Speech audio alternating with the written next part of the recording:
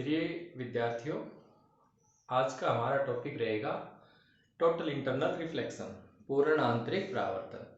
ये topic class 10th में भी है और क्लास 12th में भी है। इस टॉपिक में लाइट रे किसी इंटरफेस, आपको पता है इंटरफेस वो होता है जो दो मीडियम को अलग करता है, ठीक है। तो लाइट रे इंटरफेस से टकरा के रिफ्लेक्शन होने की बजाय उसी मीडियम में रिफ्लेक्ट हो सकती है।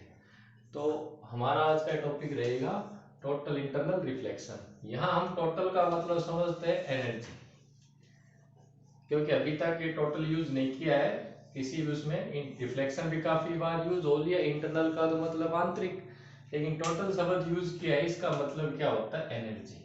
ओके, और इंटरनल का मतलब सेम मीडियम में एनर्जी का उसी मीडियम में वापस लौट जाना, इसको क्या कहते हैं टोटल इंटरनल रिफ्लेक्शन। इसका मतलब क्या होता है, एनर्जी लॉस है वो ऑलमोस्ट जीरो होता है। ऑलमोस्ट क्या होता है एनर्जी लॉस, जीरो। इसीलिए इसका नाम क्या निकाला गया है, total internal reflection.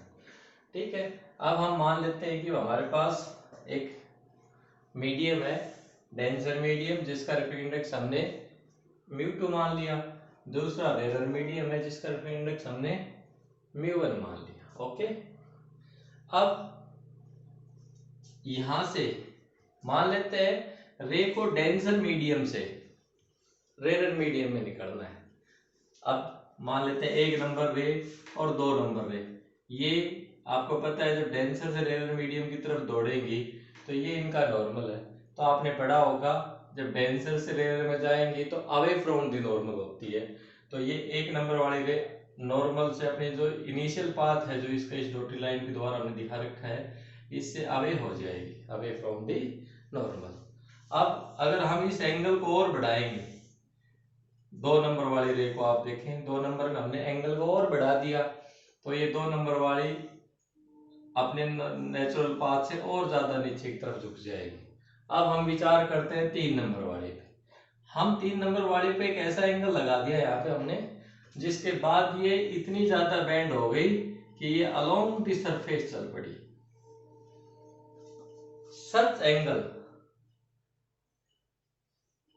That is angle IC, non as critical angle. यहाँ पे हमने आईसी एंगल को क्या कहा, it is critical angle, critical angle. तो यहां से हम क्रिटिकल एंगल की डेफिनेशन लिख सकते हैं, it is that angle for which angle of refraction will be 90 degree. It is that angle for which angle of refraction r is equal to क्या होना चाहिए, 90 डिग्री। यहां तक आपने पढ़ लिया कि हम जैसे जैसे रे को बेंड करवा रहे हैं वैसे वैसे रे नॉर्मल सरफेस की तरफ झुकती जा रही है। इसके बाद एक पर्टिकुलर रे आएगी जो क्रिटिकल से बाद हमने जो ग्रीन से दिखा रखी 4 नंबर रे। अब आप बताओ इसके साथ क्या घटना होगी, समझ गए ना। ये इसी मीडियम में लौट जाएगी और इस पे कौन से लॉ लागू हो जाएंगे, सारे लॉ रिफ्लेक्शन के लागू हो जाएंगे। कौन से लॉ लागू हो जाएंगे, रिफ्लेक्शन के लॉ लागू हो जाएंगे। समझ रहे हो ना मेरी बात। इसी तरह 5 नंबर वाली और भी ज्यादा एंगल बढ़ाएंगे, यानी क्रिटिकल एंगल से ज्यादा एंगल पे जो भी आएंगी वो इस इंटरफेस से रिफ्लेक्ट हो जाएंगी सेम उसी मीडियम में। This phenomena is known as total internal reflection. तो हम शॉर्ट में क्या डेफिनेशन लिख सकते हैं, it is the bending of light ray in the same medium after striking from interface.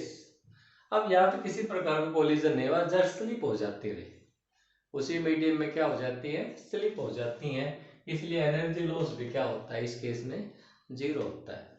तो ये आपको समझ में आ गया होगा what is total internal reflection. इसके बाद पेपर में जो क्वेश्चन आता है तो उसमें आता है एक्सप्लेन टोटल इंटरनल रिफ्लेक्शन, उसमें आपने डायग्राम बनाना पड़ेगा और इसके बारे में क्रिटिकल एंगल की डेफिनेशन देनी पड़ेगी। It is angle for which angle of reflection is equal to 90 degree, ठीक है। और इसके बाद इसको बताना पड़ेगा इट इज बेंडिंग ऑफ रे इन दी सेम मीडियम। ओके, इसके बाद कई बार पूछ लेते हैं necessary condition, necessary condition for total internal reflection. ये भी एक इंपॉर्टेंट चीज है, काफी बार ये 2 नंबर का आ सकता है, पेपर में पूछा भी गया है, ठीक है। तो इसमें टोटल इंटरनल रिफ्लेक्शन में क्या आता है भाई, नेसेसरी कंडीशन क्या है, फर्स्ट कंडीशन की रे को डेंसर टू रेयर होना पड़ेगा, ray must go from denser to rare. उल्टा हो गया रेयर टू डेंसर, तो रे बेंड होने के बजाय टुवर्ड्स द नॉर्मल जाएंगे। No total internal reflection occur at this situation. Okay, इसलिए नेसेसरी कंडीशन क्या है, ray must go from denser to rare. Second condition है angle of incidence must be greater than the critical angle. Means जो 1 2 number थी और 3 number थी, इनके लिए टोटल इंटरनल रिफ्लेक्शन नहीं हुआ, क्योंकि ये एंगल क्रिटिकल एंगल से कम एंगल पे थी। जबकि 4 और 5 के लिए हो गया, तो सेकंड कंडीशन क्या है, angle must be greater than critical angle. अब कई बार आ जाता है रिलेशन पूछ लेते हैं, किस किस की रिलेशन, रिफ्रैक्टिव इंडेक्स की, और किसके साथ रिलेशन पूछ लेते हैं, with respect to critical angle. Refractive index की क्रिटिकल एंगल के साथ रिलेशन पूछ लेते हैं।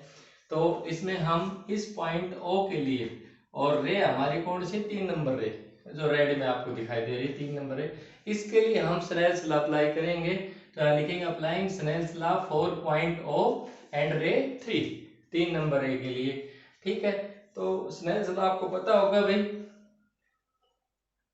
इसमें आपको पता है product of refractive index and sine of angle is equal to constant.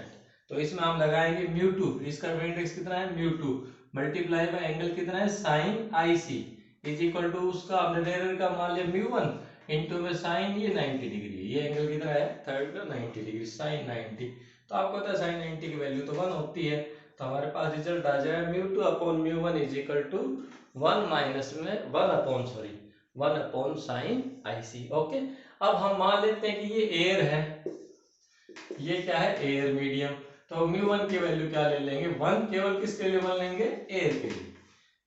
ठीक है, तो μ1 की वैल्यू 1 ले लेंगे, μ2 की वैल्यू μ ले लेंगे, means μ is the with respect to air आ जाएगा, refractive index of medium with respect to air is equal to 1 by sin IC।